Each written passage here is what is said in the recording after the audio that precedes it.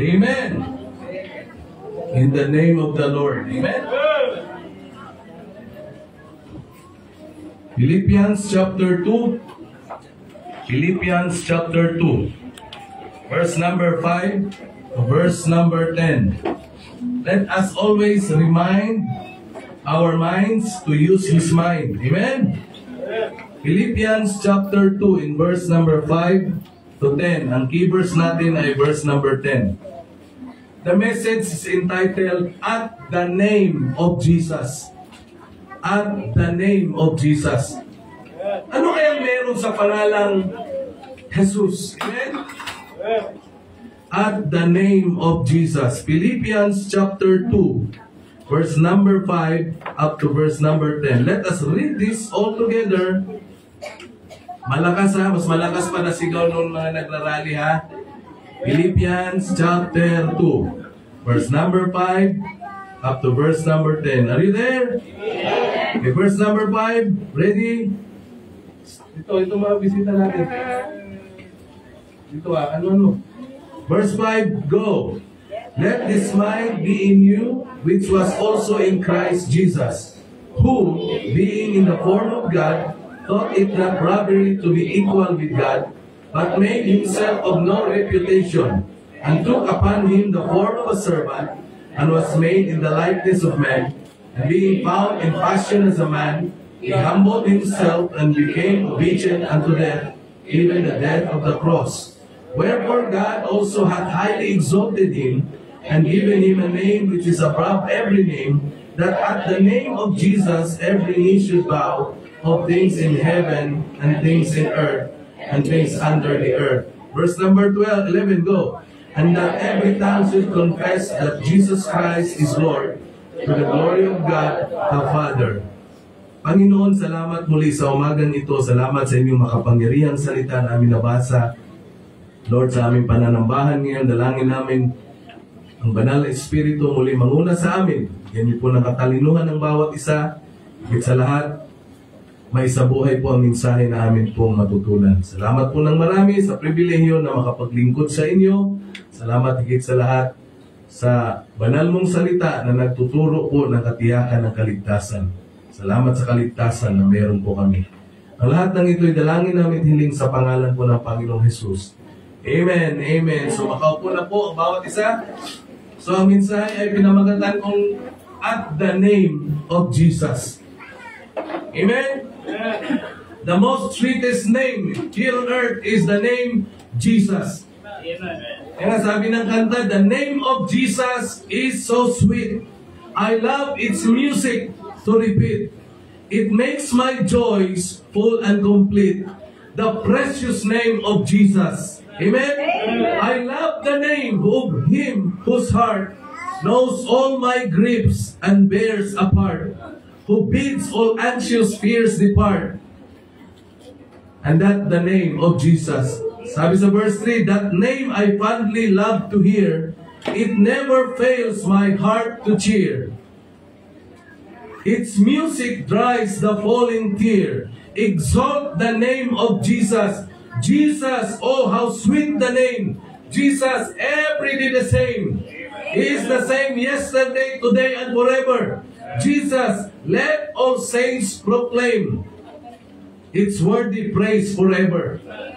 Amen? The most powerful name is Jesus. But sad to say, sometimes the word Jesus is used, as an expression only. Lalo na mga Bisaya, lagi puro expression, Jesus. Nakakalungkot ba, no? Kaya, alam niyo ba, if we are mentioning the name Jesus na wala sa kwenta, walang kwenta, kasalanan yun. Nakalagay sa Bible, thou shalt not use the name of the Lord thy God in vain. No, the name Jesus is not an expression. Don't use it as an expression. No? Kasi, pag-expression, ang dami expression. Lodi, ano pa ba? Ano ba yung mga expression niya, Nicole? Ha? Idol, ano pa ba? Ha? Par, ano pa? Gar, ano pa? Ha? Meron po ba kayong mga alam na expression? Ha? Wala? Wala expression eh. Box. May mga box eh. Box. Ano box? Sliding. Ano pa? Ang dami. Ganun ba? Oy, bayot. May mga expression eh. Basta wag natin gamitin ang pangalang Jesus na expression lamang. Amen? Kaya nga, itong ating nabasa, pinakita nito kung ano yung Panginoong Jesucristo. Sabi dito sa verse number 5, let this mind be in you, which was also in Christ Jesus. Sa verse number 6, who, being in the form of God, thought it not robbery to be equal with God. Bagamat siya ay Diyos, pero hindi niya inisip na siya ay Diyos. Siya ay Diyos na nagkatawang tao. Amen? So, hindi siya ano ba? Grabe yung kanyang pagpapakumbaba sa kanyang sarili. Mga tao ngayon, magkaroon lang ng titulo, grabe na kataas. No, mayroon talagang self-entitlement. Pero ang Panginoon, though He was God, anong sabi dyan? Thought it not robbery to be equal with God. Pinakita niya yung kanyang pagpapakumbaba. Sa verse number 7, but made himself of no reputation, and took upon him the form of a servant. Though he was God, pero ang tingin niya sa sarili niya ay servant. Dapat ganyan tayong mga anak ng Diyos. No matter what our title is, ano man yung titulo natin, dapat pagdating sa gawain ng Diyos, ang titulo natin lahat ay Sir. Anong Sir? Servant. Ang Panginoon, Diyos kasi, pero anong sabi dyan? Servant siya. Tingin niya sarili, servant. Amen? Kasi yung mga titulo natin, yun ang mga magpapalo sa atin eh. Magiging magpapayabang sa atin. Tama po ba? Basta't lahat tayo, mga liligtas ng Diyos, mga makasalanan, pare-parehas lang tayo, mga alipin ng Diyos. And was made in the likeness of men, and being found in the fashion as a man, He humbled Himself. So isa sa mga halimbawa na pinakita sa atin ng Panginoon is humility. So He humbled Himself. Kaya ganun na lamang ang pagtaas sa Kanya ng Diyos Ama. Bakit? He humbled Himself. Kaya tayo mga anak ng Diyos, dapat talaga magpakumbaba tayo palagi. Lagi ko itong sinasabi, if you want to go up, go down first. Gusto mo tumaas, pakumbaba ka muna. Kasi hindi mapipigilan, itataas ka talaga ng Diyos. But if you want to go up, but if you want to go down, magmataas ka. Nakalagay yan sa Matthew chapter 23. Verse number 12 yata, nakalagay doon, ang nagmamakataas ay ibinabagsak. Ang nagpapakumbaba ay itinataas. Yan na, He humbled Himself. Isa sa magandang halimbawa na iniwan sa atin ng Panginoon. And what else? And became obedient. Amen. Nakagagrabe ang pagsunod niya sa kanyang Ama. No? Even the death of the cross. Wherefore God, or God the Father, also hath highly exalted Him, and given Him a name which is above every name, that at the name of Jesus, every knee should bow, of things in heaven, and things in earth, and things under the earth, and that every tongue should confess that Jesus Christ is Lord. Amen. That at the name of Jesus. Diba blessing yung kanta? Anong sabi ng kanta? There is strength in the name of the Lord. There is power in the name of the Lord. There is hope in the name of the Lord. The only hope of this nation is the Lord. Amen. Not the politicians. Amen. Ang pinakapag-asa ng mundong ito, ng bayan natin, ng bansang Pilipinas, ang Panginoon lang talaga. Amen. So at the name of Jesus, ano bang meron sa pangalan ni Kristo? Number one, at the name of Jesus, there is salvation. Amen. At the name of Jesus, there is salvation. In Acts chapter 4, verse number 12, very clear. Sabi ng salita ng Diyos, neither is there any salvation, neither is there salvation in any other, for there is none other name under heaven given among men whereby we must be saved. Pagbalik natin sa Acts 4, verse number 10, walang ibang pangalan kundi ano? Sabi dito, be it known unto you all and to all the people of Israel that by the name of Jesus Christ, at the name of Jesus Christ, there is salvation. Amen. Amen? Paano ka naligtas? Anong pangalan ng ating tagapagligtas? Ba Jesus Christ? Amen? Not the name of the church. Not even the good works. Kasi kung good works, anong klaseng good works? Walang mabuting gawa ang pwedeng magligtas ng tao. Kasi ang mabuting gawa ng tao sa tingin ng Diyos ay basahan lamang.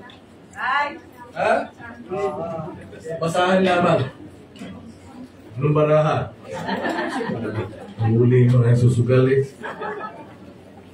Kahit na gaano kabuti ng tao, kahit gaano ka kabuti, kahit sabihin na ikaw yung pinakamabuti, pinakamabait, ang sabi ng Biblia sa Isaiah chapter 66 verse 4 or 64 verse 6, nakalagay doon na lahat ng ating mga kabutihan ay kagaya lamang, inalintulad lamang sa isang maruming basahan.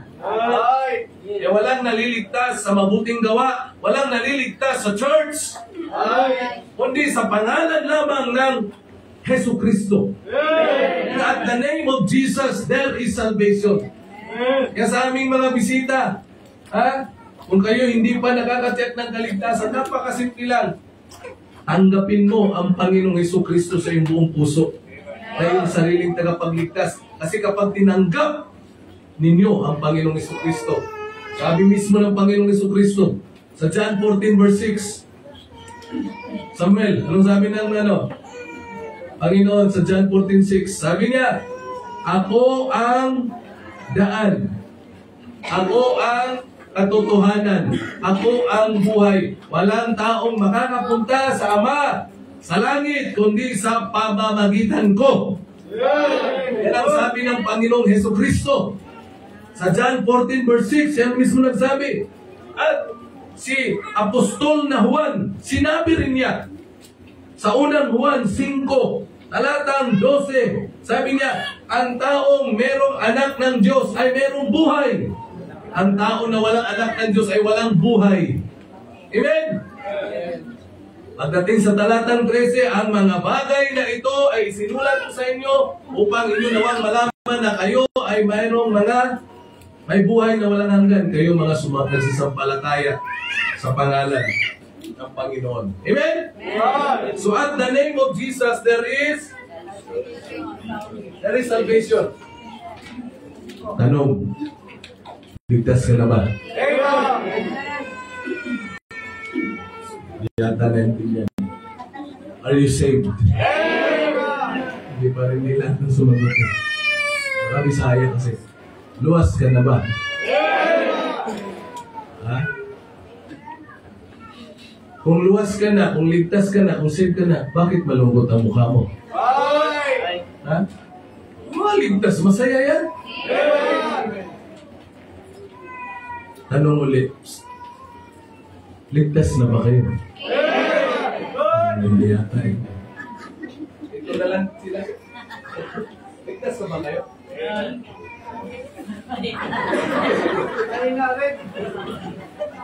Ligtas ka na? Ligtas ka na? Mamatay ka sa pupunta. Kirahin mo. Ligtas ka na? Ha?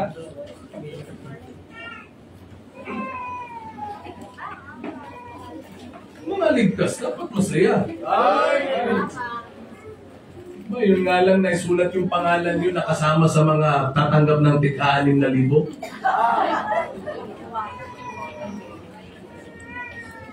Saan malalaman yung yung mga makakatanggap? Nandun, mayroong bulletin board, nandun, baka nakapaskil pangalan. Ikaw naman, punta ka.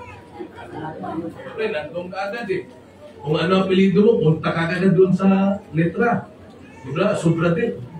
Punta ka siyempre doon sa S kagad. Alam mo, dito ka sa E. Ano yung Abradil? Punta ka sa S. SU.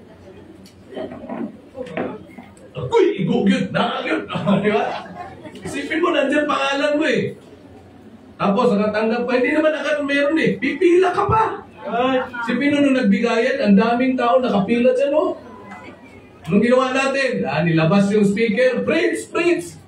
Tapos, yung mga nasi-CR, libre po dito. Pwede kayo mag-CR. Yung mga bahay, mga tahanan, nakasarado. Pero ito, bukas. Nagpaluto pa tayo ng mga binignit. Ano binignit? Hinataan. Luto. Yung mga ano.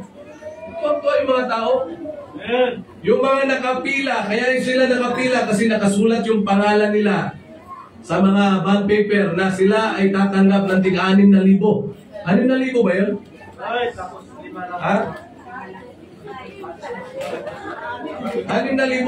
Ako, 6,000 natanggap ko eh. Dito, hindi man ako nagpalista, pero nilista pangalan ko. Pagkatanggap sa 6,000, bili ka ng bigas. Binili namin ng bigas. Pagkabili, pinamigay sa mga miyembro. Pinamigay sa mga tao. O, di ba? Yung mga nabigyan, Pastor, pwede naman magsimba? Si bawal pa. Pastor, pwede naman nagsimba. Nung pwede na, nawala na. Grabe ang tao. Anong, ligtas ka na ba? Hindi. No? Maganda itong ganitong tanong. Palangit ka ba? Hindi masaya. Pa-impyerno ka na lang. Ha? Kasi pag hindi ka langit, impyerno ka eh. No? Anong sabi ng Bible eh? Jesus is the way to heaven. And at the name of Jesus, there is salvation.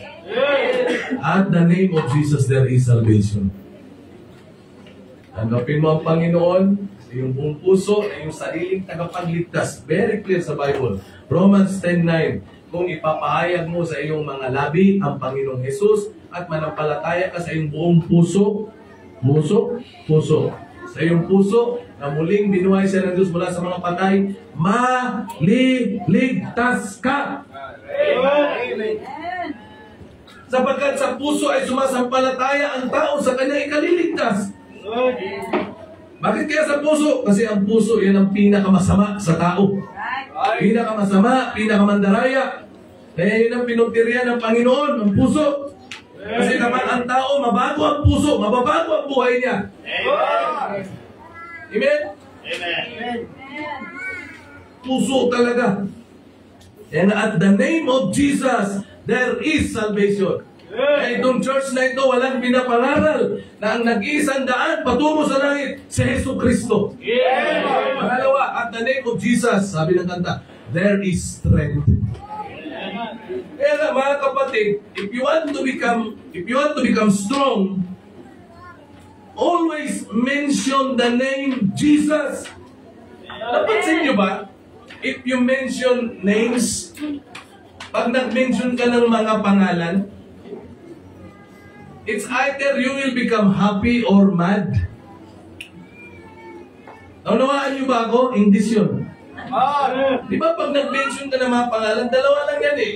Pwede kang magiging masaya or mainis, magalit. Kasi depende sa pangalan. Depende sa pangalan eh. Kaya better mention the name Jesus. Magbanggit ka ng pangalan, halimbawa, BBM. Ito. Tandaan nyo, meron nag-aaway niya dahil sa mga, di ba? Ano ba ako? Kung grupo nito, mga Bilmanians, tapos babanggitin ng kabila ay Nora. Matutuwa ba kayo? Hindi. Makikipag-away kayo. Pero kung ibabanggitin lamang ay Jesu Cristo, kahit na magkaaway yan, magkakabati yan. Si Pilato, si Pilate, saka si Herodias, magkaaway yan, pero dahil sa Panginoon, nagkabati sila. Di ba pag meron kang tao na kinaiinisan tapos nabanggit, naiinis ka rin? Tama ba? Tama hindi? Pero pag ang nabanggit na pangalan, narinig mo ay hindi mo kinaiinisan, hindi ka galit, tutuwa ka. Pero pag ang pangalan ay nakakainis, inis ka na rin. Masisira ang araw mo. Kaya nga, at At the name of Jesus, there is strength. Gusto mo lumakas palagi sa buhay spiritual mo, banggitin mo palagi pangalan Hesus Kristo. Pag meron kayong grupo na buumpukan kayo, ang pag-usapan nyo, Hesus Kristo. Pag yung pag-uusapan mga pangalan ng tao, maiinis ka lang eh. Nakuha nyo?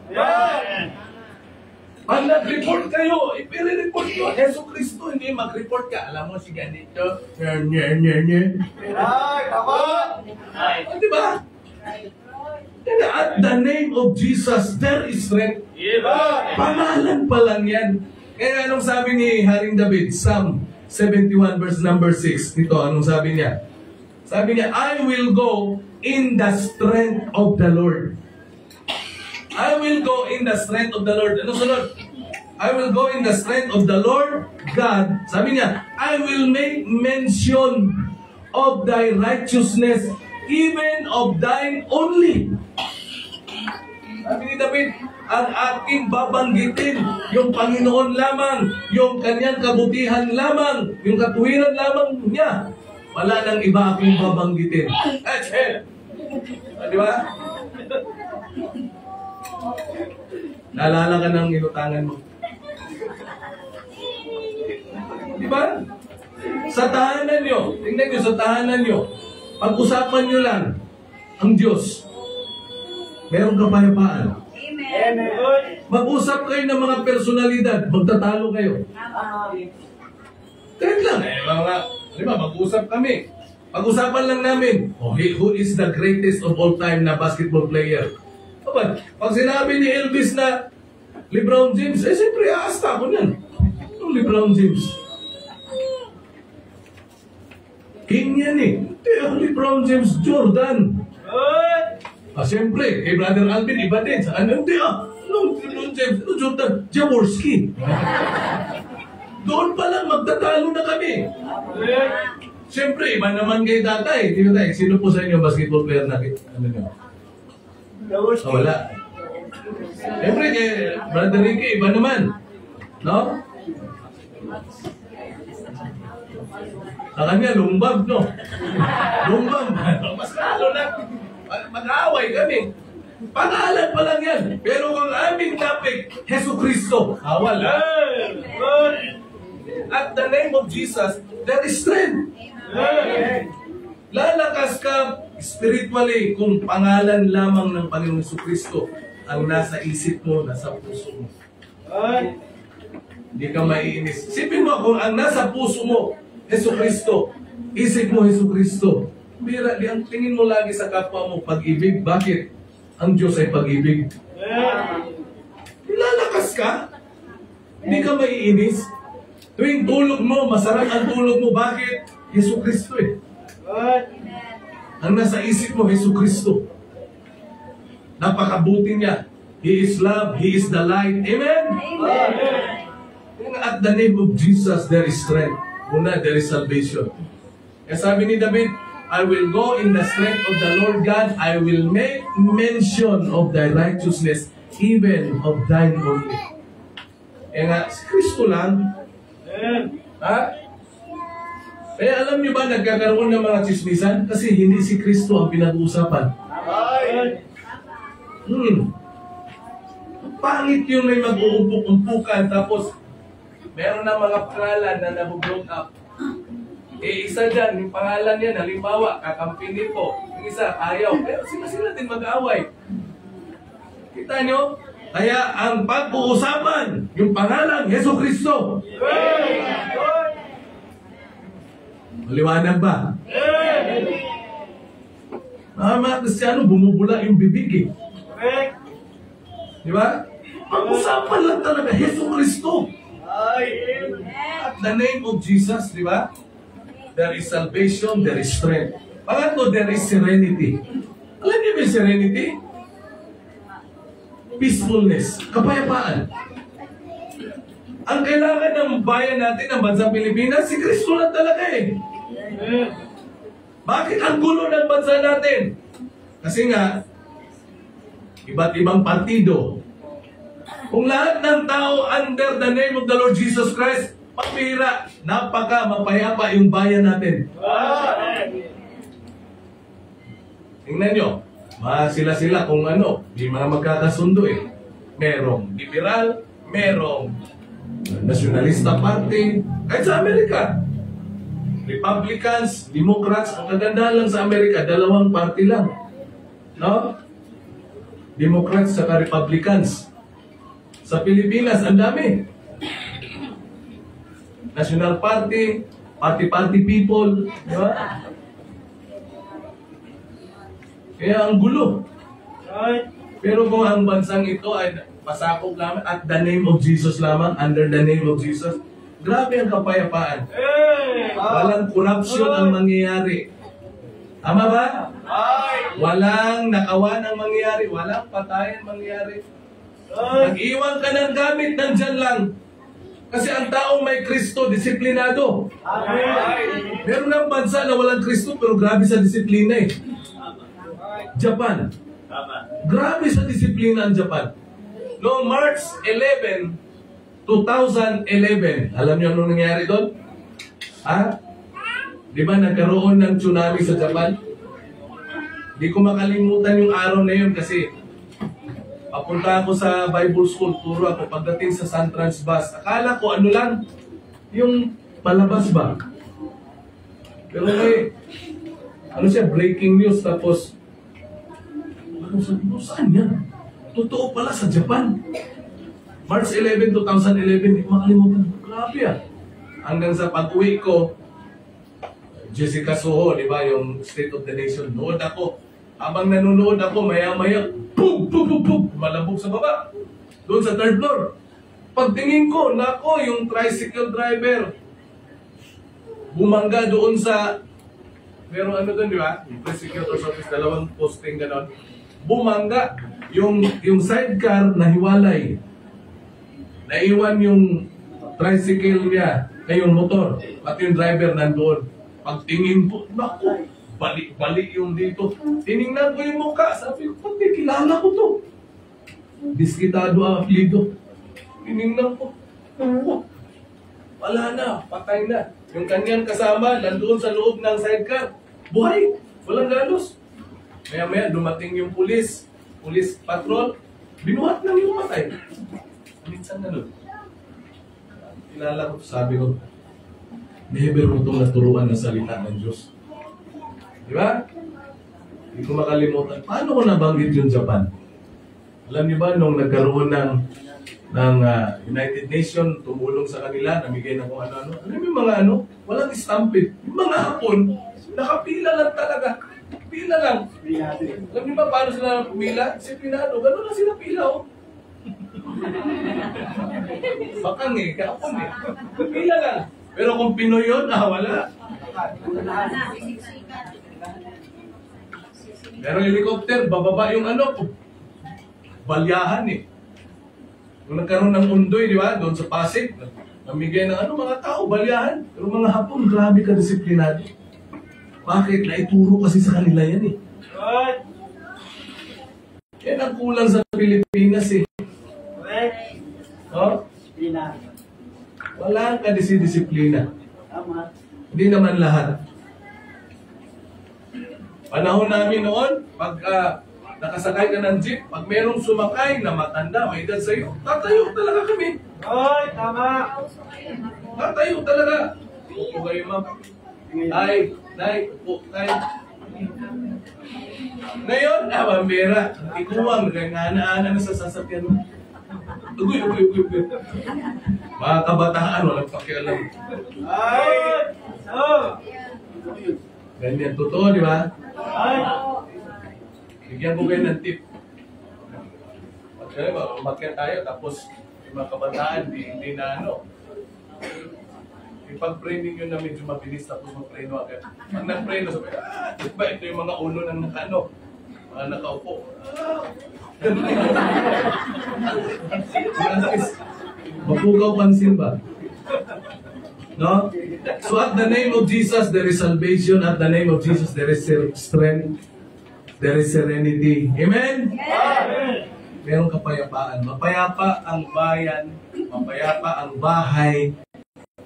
pag si Kristo ang pinag-uusapan.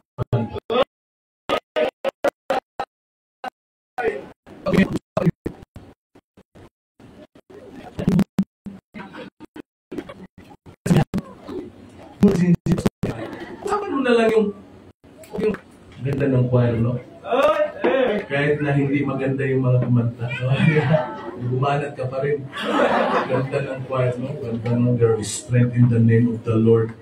Oh, there is power in the name of the Lord. Diba? Okay. Yung dapat pag-usapan. Balik tayo mamaya sa fellowship, ha? Ganun ba? Hindi mo mapag-usapan. Wala. Minus yung simbahan. May ayaw yun. Ano may ayaw? Ikaw ang may ayaw. No? There is, panguli, there is satisfaction in the name of the Lord. Alam niyo yung satisfaction? Kasiyahan. Amen? Kasiyahan. Marami yun eh. Kabusugan. Alam niyo bang kontento ka? Amen? There is no contentment apart from the Lord. Hindi ka talaga makukontento kapag malayo ka sa Panginoon. Kaya tingnan niyo yung mga tao na wala sa Panginoon, walang kakontentuhan. Mas mahal nila ang pera nang higit sa Diyos. Bakit niyo yung pinag-uusapan ngayon sa Senado? Grabe, no? Milyon-milyon? Bilyon-bilyon? Tingnan mo yung mga tao na yan. Kawawa. Gaano sila kasira yung pangalan nila. Kaya nga tama talaga yung Bible eh. A good name is better to be chosen than silver and riches. Anin mo naman, may pera ka pero sirang-sira yung pangalan mo. Yung tahanan nyo, may mga nagrarally. Di ba? Sa atin, subukan may mag-rally. Labasan lang ng preacher yan. Ang sabi ng Biblia, sabi na nangalit, labasan mo lang ng preacher yan. Di ba? Kaya wala talagang kakontentuhan kapag wala sa Panginoon. Sabi ko nga palagi, isa lang bagay dapat na hindi tayo makontento, yung paglilingkod sa Diyos. Hindi makontento sa paglilingkod. Privilege ang maglingkod sa Diyos. Tandaan nyo to, ha? Yung ginagawa natin ngayon, hindi nyo ba alam, nakala nyo, mga simple routine lang. Linggo na naman, ligo, ayos, punta simbahan, simba, uwi, ganun na lang lagi. Hindi mo ba alam na this is one of your treasures? Time will come. Pag hinang-hina ka na, pag hindi mo na kaya, bedridden ka na, maalala mo to eh. Kaya nga yung mga bedridden, mga ano, na naglilingkod sa Diyos, anong na sinasabi nila? Panginoon, bigyan mo na ako ng lakas. Babalik ako sa paglilingkod. Treasure nyo to. No? Kaya hindi ito sayang. Walang sayang kapag sa Panginoon mo iginugol yung oras mo. Walang sayang sa Panginoon. Kala nyo, ganun lang? Kayo mga young people, di sumasali sa fellowship ng young people, manghihinayang kayo pagdating ng oras na hindi ka na young people. Di ba ikaw, gusto mo pa rin umatin ng young people? Oh. Hindi na siya pwede umatin eh. Ano na siya eh? Mens. Isa na sa mga men eh. Oh, si Junjun, oh. O ikaw. O, di ba? Sasabihin mo lagi sa kabataan namin, di ba? Maganda kasi yung mag-involve ka kasi at least meron kang maikwento. That's right. Amen. What if magkapamilya ka and then you're one of the kids, anak mo magtatanong, Dad, ginagawa nila yung People's Fellowship, kumusta pala yung ikaw ay yung people? Ano maikwento mo? Mami, kumusta pala? Ano maikwento mo? Siyempre, ikwento mo. Ano pala? Nasave lang ako nung mag-asawa na kami. Hindi nagsinungaling ka pa. Nakuha niyo? Kung ano may kwento ka, alam mo nung kabataan, masaya kami anak. Nandyan yung gabi yung taguan namin. Mga relationship, no? Lagi namin niloloko si Pastor, eh. Kaya sabi ni Pastor na bawal, wala, di kami nakikinig, matigas ang ulo namin, eh. Diba? At least may kwento ka. No?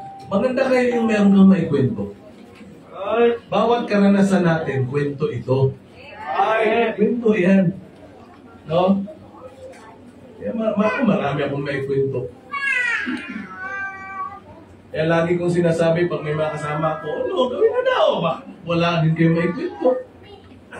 Nung naligo kami dun sa Samar, kami lang may kwento. Si Brother Ronnie, wala. Naligo ka ba, Brad? Ang kwento lang niya, taga-picture sa amin. Pero kami, ligo. At least, yun na sinasabi ko, subukan nyo. At least may kwento kayo. Ako, hindi ako kumakain ng sawa dun sa Kalinga, pati yung palaka na yung nakakalason. Kumakain ako ng palaka, yung mga palakang bukid. Sa Bisaya, mga bakbak. Pero yung mga American truck na mga dilaw, tapos makikita mo sa mga tain ng kalabaw, nandun. Binabanatan ng mga taga-Kalinga yan. Nakakalason yan. Talagang magaling sila magluto niyan, eh. Nandun na, nilagay sa hapagkainan. Yung kumain niya, sabi, kain ka. At least may maikwento ka. Kain kami. After kain, lahat ng dito namin namanhid, eh. Sabi, parang, pala, kain kami, ako, Pastor Jerry, Pastor Edwin, kain. At least may maikwento. Pero yung unggoy, hindi talaga ako kumain. Bahala na wala akong maikwento.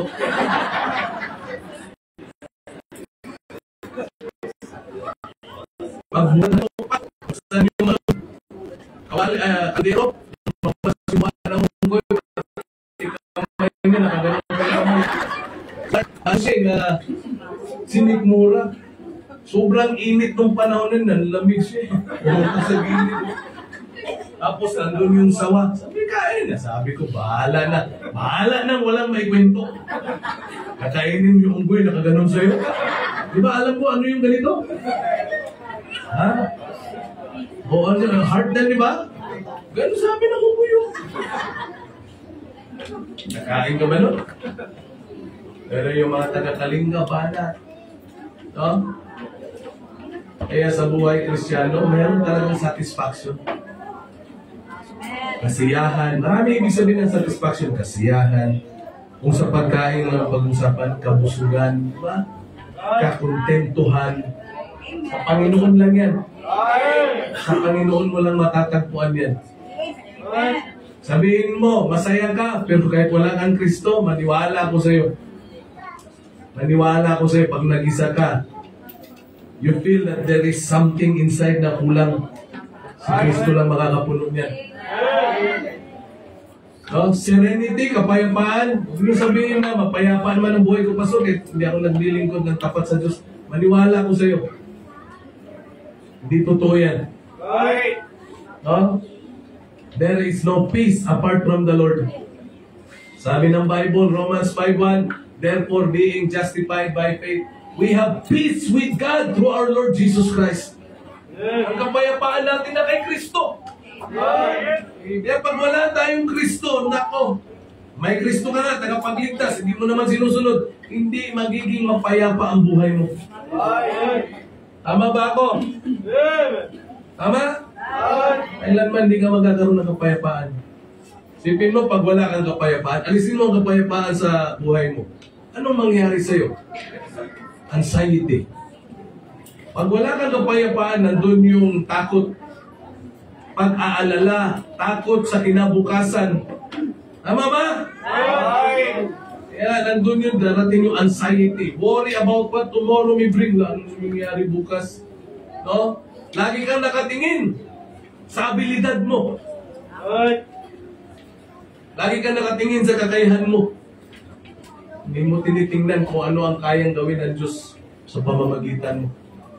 Kaya nga huwag tayong lumayo sa Panginoon. Amen?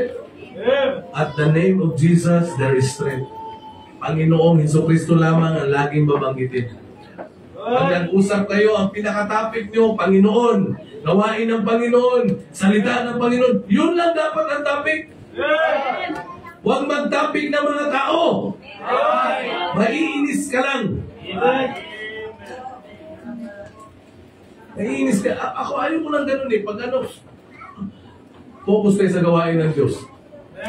Amen ba? Amen. Yung mahilig mag-topic ng tao. Huwag kang mag-alala. Sa susunod, pag alis mo, ikaw na ang topic. Kaya nga? Kaya ang topic natin, Panginoon. Panginoon. Gawain ng Panginoon. Kaya gagandahan kapag kami nag-fellowship ni Pastor. Wala.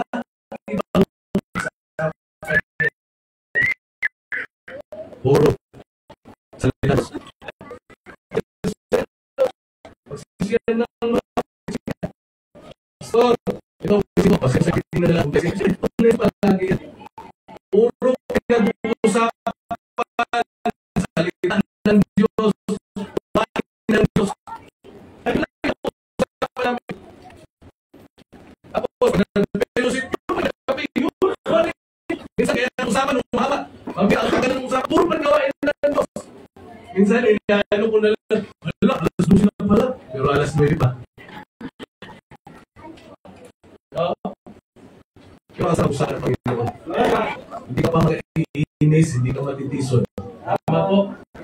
Kaya ganun katindi ang pangalang Jesucristo. As we just think on earth, your life will become sweet. No? Bitter. Palagi pag-usapan ng Panginoon. Sa tahanan, di ba? Amen? Gusto mo ng kapayapaan? Panginoon palagi. Ang pag-usapan. Mga awitin, mga makalangit na awitin, yun ang pakinggan niyo palagi. No? Kasi pag pinakinggan mo, awitin, ang masa, matagalit. Sino pakinggan mo? Ayun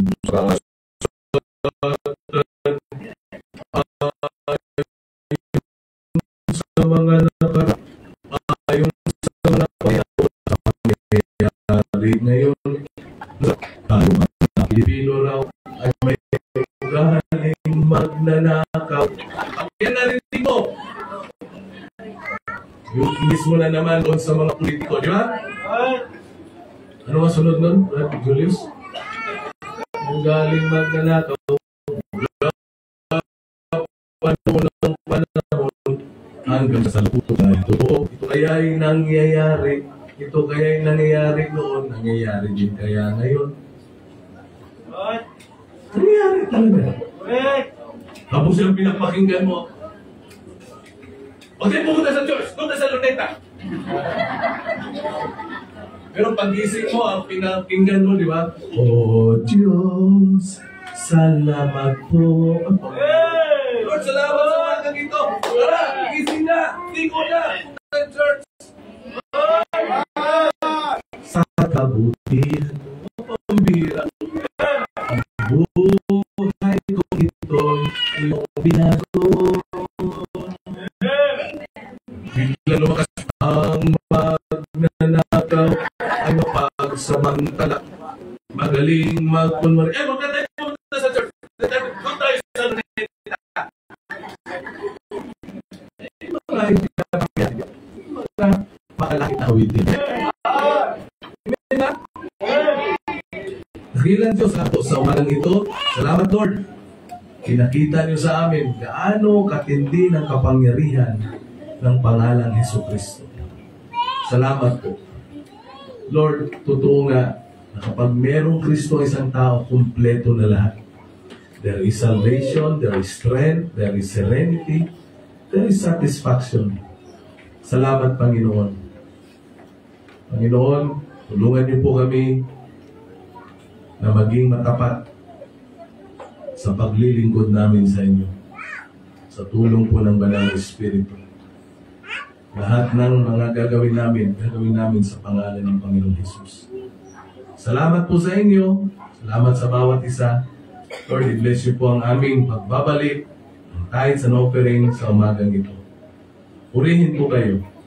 Ang lahat ng ito hiling namin dalangin sa pangalan ni Kristo Jesus na aming Panginoon, Diyos at tagapagligtas. And all of God's people will say, Amen. Amen. Awitin natin, to God be the glory. Okay, lahat ng mga bata, ready na kayo.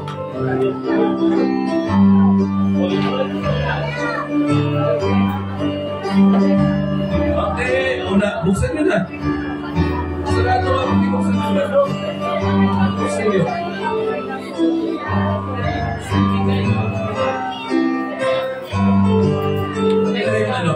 Okay, let's sing. Una muna mga bata. To God be the glory.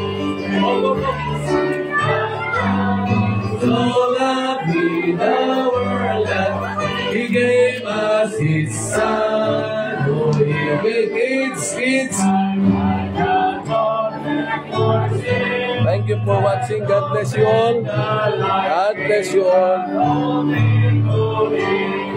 Praise the Lord, praise the Lord, let the earth hear His voice. Praise the Lord, praise the Lord.